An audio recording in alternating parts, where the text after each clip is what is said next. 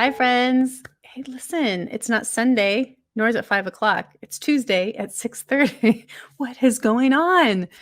Not the time at all that I normally go live, but I didn't want to miss it. I've been doing these weekly, so what the heck? Let's still do it on Tuesday.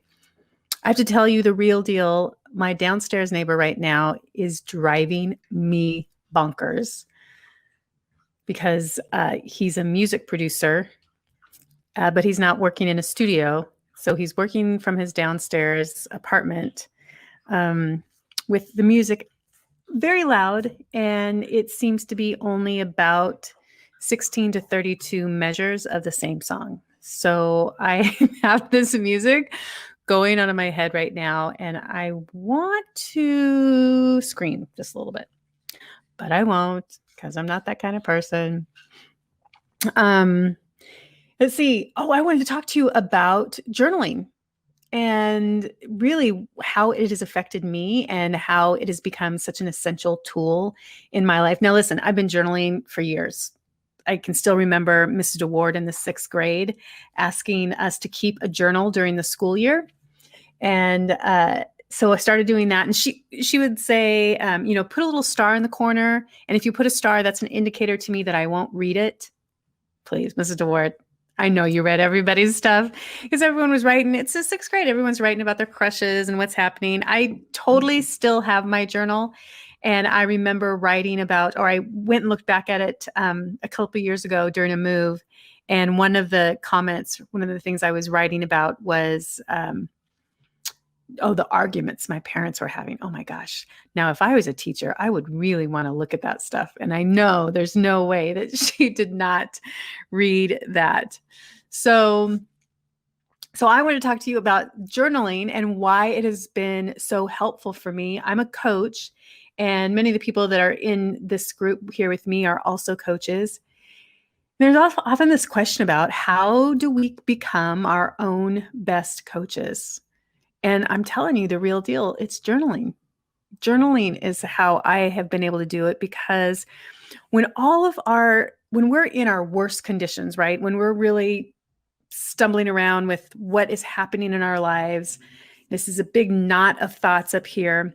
The act of actually writing it down requires us to put our thoughts into logical order. It's almost like going, slowly making a little translation down to the page. And because we have to put it in some semblance of readability, we also have to put it in a logical order from our head down to the page, which is why I think it can be so powerful and helpful. Now, I don't know if anyone's here watching, let me know if you're a journaler. I think there's some really key areas to journal in, especially as a coach. And part of it is really becoming clear on what it is you want to do in your life. And I think having a lifestyle journal, and that means really becoming clear on the kind of life you want to have, not necessarily all the external things like the house and car and all that stuff, but the quality of life that you want to have, and really spending some time defining that can be critical. I think another area when we think about journaling is talking about money. Boy, do I talk to people who have real hangups with money. I'm going to tell you a secret. And I think I discovered this in my journal really just through writing. I came to a new understanding of money. And certainly this also came through books and my own reading. But money is just an exchange of energy. I love this idea that currency at the root, current, like energy, is just an exchange.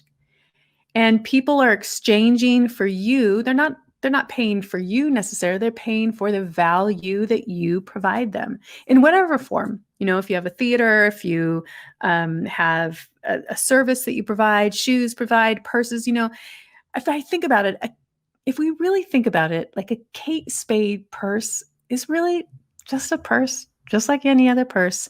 But we have this perceived value of this purse because there's a little nameplate on it that says Kate Spade. And that in our zeitgeist says that is more valuable than this other purse that could look exactly the same, but doesn't have this little nameplate on it. It's a value. It's a sign of what we deem as valuable. And I think oftentimes, especially with new coaches, we think, it's difficult to raise your rates or even charge. I've talk to people who like, oh, I don't even want to charge as a coach. I'm like, well, how are you going to live? Like, let's think about that. And, your clients aren't purchasing you.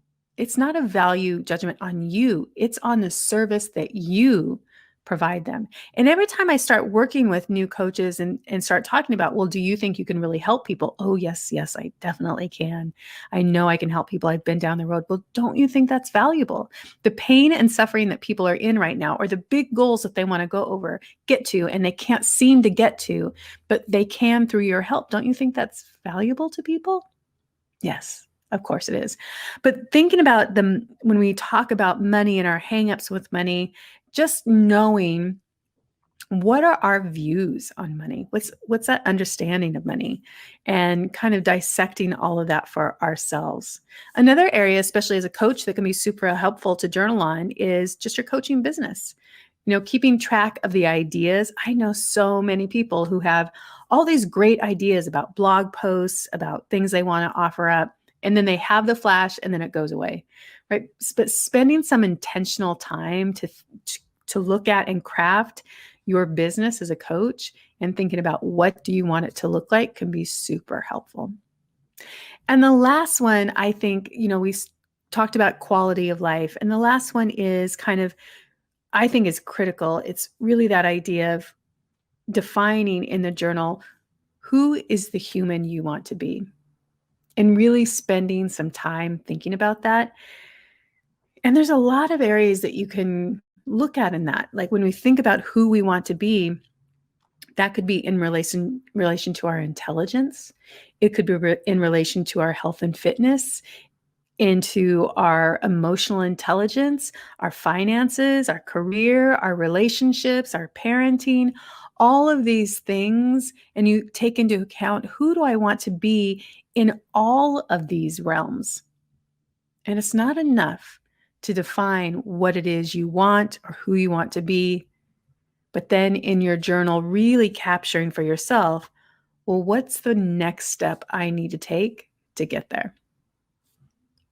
My friends, I have found my answers in my journal so often. And oftentimes what I'll do is put a question that I'm really wrestling with at the top of the page, and then just put on a timer and free write whatever comes up around that topic. Now, sometimes it can feel like I don't have anything to talk about that, but I'll usually start with a question, maybe a question that I would often give to a client, I give to myself, and figure out, how would I answer this question for myself? Where am I stumbling around? And let myself help me unravel my thought processes. Journaling. It's a really helpful tool. And I want to let you know, I am launching my first online course that has everything to do with journaling. I want to get you started in the right direction so that you can use journaling not just as a dumping ground for your thoughts, but use it as a tool to become your own best coach. That's coming out at the end of this week. I just wanted to let you know about that. I hope you have a great day wherever you are, great evening. And I hope my downstairs neighbor eventually turns off the music. Bye, everybody.